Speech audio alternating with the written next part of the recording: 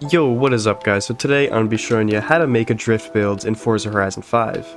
Basically how to take any car in the game, from a stock car to a full-on drift build, how to tune it, how to build it, and everything. You know, it's really hard to get good lines and talk at the same time. That's what I was going for in the intro. So if you want to know how I learned how to make a drift build, it's from checking out the Formula Drift tunes, just the stock Formula Drift car tunes in Forza Horizon 5, and also just looking up YouTube videos on how other people make drift tunes in Forza. So that's where I got my knowledge from on how to make a drift tune. So I'm basically just going to go from start to finish, from when you buy the car, from when you're drifting the car, just start to finish, how to make a drift tune. And I'm just going to go super slowly and just explain everything. So first, you know, you gotta pick a drift car. I have no idea what we're gonna build today. I feel like I've made a drift build on like pretty much all these cars. I don't know if I've done a 370 though, so we'll do a 370Z. That'll be the car for today's drift build. I guess we'll keep it white. Alright, so we have a stock 370Z. So, what upgrades to put on it? First things first, if it's not rear-wheel drive already, make it rear-wheel drive. This video is about how to make a rear-wheel drive drift tune, you know, because all-wheel drive is a little bit different. You want to tune it slightly differently. But, you know, I think we're going to keep the stock motor and just make it twin-turbo. So a twin-turbo VQ. Oh, man. What Nismo things are we going to put on it?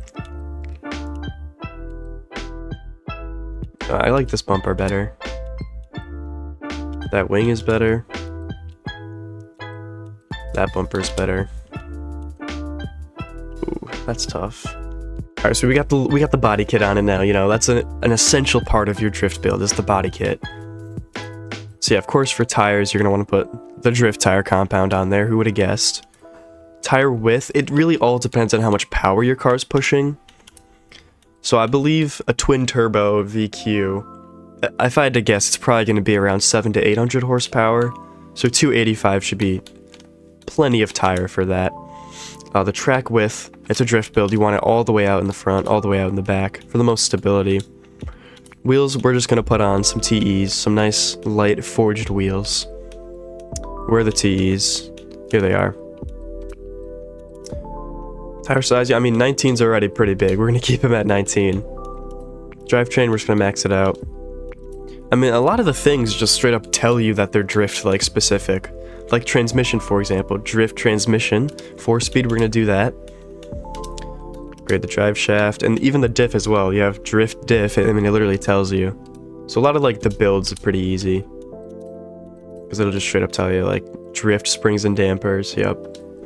Oh, look at that stance. Man, that's beautiful. Entire roll, just going to max it out.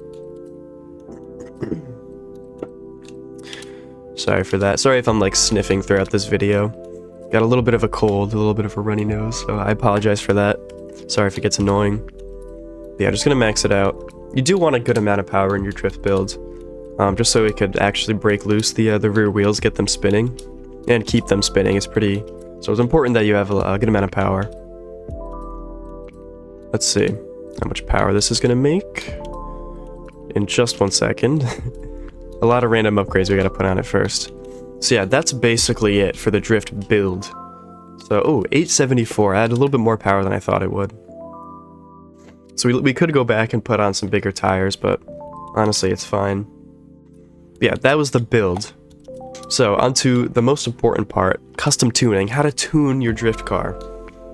So you can keep the front tire pressure just exactly how it is. Rear tire pressure, you want it all the way low. The gearing's, it's a little bit weird. You can't test it, you can't like change the gearing without testing the car first. So gearing we're gonna skip for now. We'll come back to that when we're like actually testing the car. The camber, I mean the Formula Drift cars have 0 camber in the back. But at least in my experience, I like to have a little bit of some negative camber in the back. So just give you a little bit of extra grip while you're sideways. Because, okay, let me break it down. The more camber that you have, the more grip you have when the car is sideways or turning. So that's why you want max negative camber in the front to give you the most front-end grip when you're sideways, basically. And then the rear, it just depends on how much grip, how much control you want to have the rear tires when you're sliding. So I like to, usually I'd keep it at -1 But I mean, honestly, the Formula Drift car is set it at 0, so I'm going to keep it at negative 0.5. Toe, you don't have to touch. Caster, just leave it at all the way high. And that's about it for your alignment. Anti-roll, I mean, the Formula Drift car set it all the way low, just all the way soft. I generally don't put it all the way soft. I like to keep it like a little bit up. So I guess we'll put it at like 4. I mean, 4 is a common number when I make drift builds because my springs, actually no, it's my damping that I set everything to 4. So I think that's just a general, universal, like, good number to make your drift car's suspension. I mean, that's just what I do.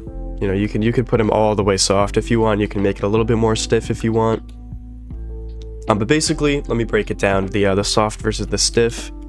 So if your car's set to like all the way stiff, the more stiff your car is, the less control you're gonna have when it's in a slide, because every time you hit a bump or just the road changes in any way, your car's not really gonna react. It's just gonna stay like, I don't even know how to explain it. It's just gonna stay stiff basically, and you're not gonna have that much control.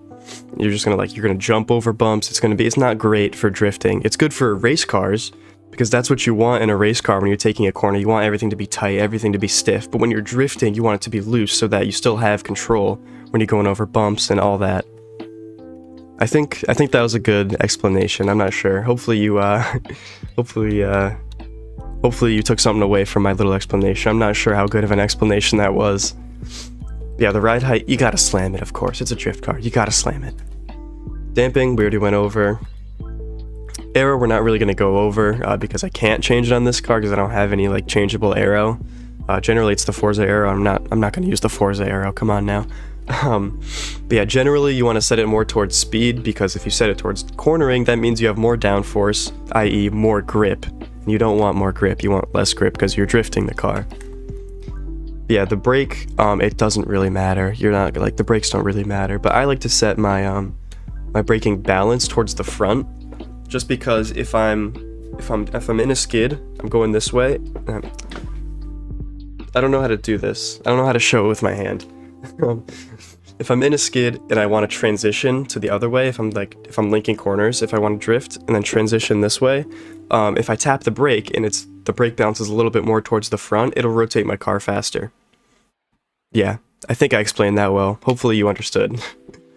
But the diff, you want it all the way high in the back. That means that the diff is going to lock up just quicker. That's basically all that means. Decel, I mean, it doesn't really matter for the decel. Yeah, that's pretty much it for the tuning, minus the gearing, obviously. Now we're going to go test the car and then go change up that gearing and explain to you guys what you're looking for with the good gear ratios. Oh, first we're going to put a livery on it, though.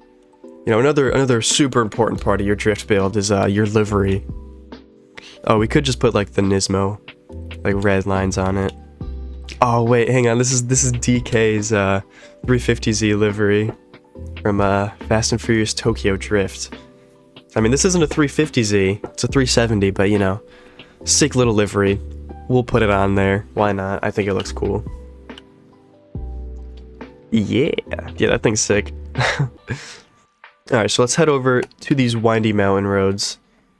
And then explain to you guys how to change your gearing for a good drift gear ratios. So, generally, gear 1 and 2 don't matter. Don't even worry about gears 1 and 2. Gear 3, I like to make... See, I already know gear 3 is too long, because gear 3, for me, is going to be these, like, shorter, like, more tight corners, more low-speed corners. And basically, the thing you're looking for, in your gear ratios is you want your RPMs to be as close to redline as possible without bouncing off of redline. So you see right there, when we were doing those low speed corners in third gear, we were right around like 600 or 6,000 RPM. We want to be more towards 8. So we're gonna make our third gear shorter. Maybe we put it at, I don't know, like 1.6, and we'll make fourth gear shorter. Maybe 1.3. I mean, we haven't even tested fourth gear yet. So let's test out third gear here. We want it as close to redline as possible without bouncing off.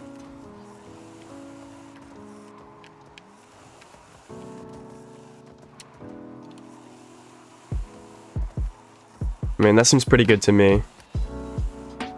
We never bounced off redline there, but we did get super close. That seems like a pretty perfect third gear to me. So for fourth gear, honestly, a really good way to test it is to just hold down your clutch, let go of it, and when you're doing your burnout, how close does it get to redline? You see it right there, it's holding it right at redline, it's bouncing slightly. So because it's bouncing slightly, we're going to make it a little bit more towards speed. Yeah, that's just a really good way of testing out your main drifting gear. Just from a standstill, just let go of your clutch, see how close to redline it gets.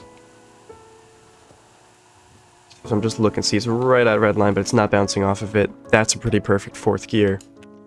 So yeah, that's basically a completed drift build right there, from start to finish. So now what we're going to do is we're going to do a pass. Actually, we'll just do a pass down this 4 mile long, what you call it, the 4 mile long drift zone. Because if you've seen any of my other drifting videos, the way that I test if it's a good drift build or not is if we can get 1,000,000 points first try on this drift zone right here, the 4 mile long drift zone.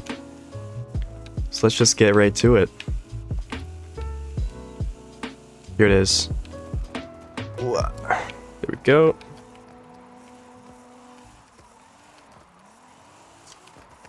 I'm gonna manji that right there. Sometimes I don't manji it, sometimes I do. You know, I'm not sure what actually is the best to do right there in terms of how many points you get, but I don't think it really matters that much.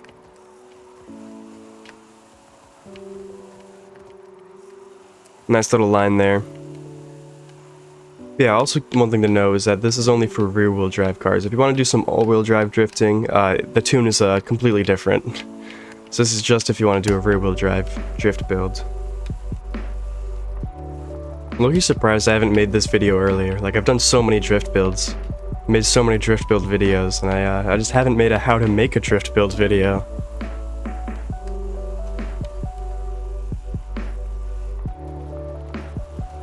Oh wow, we were super close to the guardrail there, but we didn't hit it. That was low-key a really good line.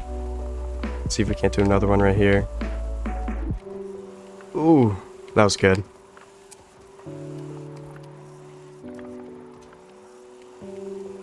Alright, final 2 corners. We did just hit that 1,000,000. Cannot see with all these bushes in my face.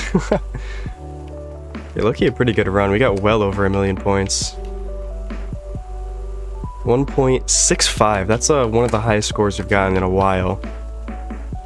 Not the record though. I guess my record's 1.113 or whatever it just said right there. But yeah, that about does it for this video. Thank you so much for watching. If you have any questions, or you're having any troubles making a drift build, just leave a comment, because I read like 99% of them, and I will respond and try to help you out to the best of my ability. Also subscribe, leave a like if you enjoy the content, find it helpful, and also check out automotiveapparel.shop, first link in the description if you mess with the t-shirt. And that's about it. Thank you so much for watching. I'll see you in the next one. Peace.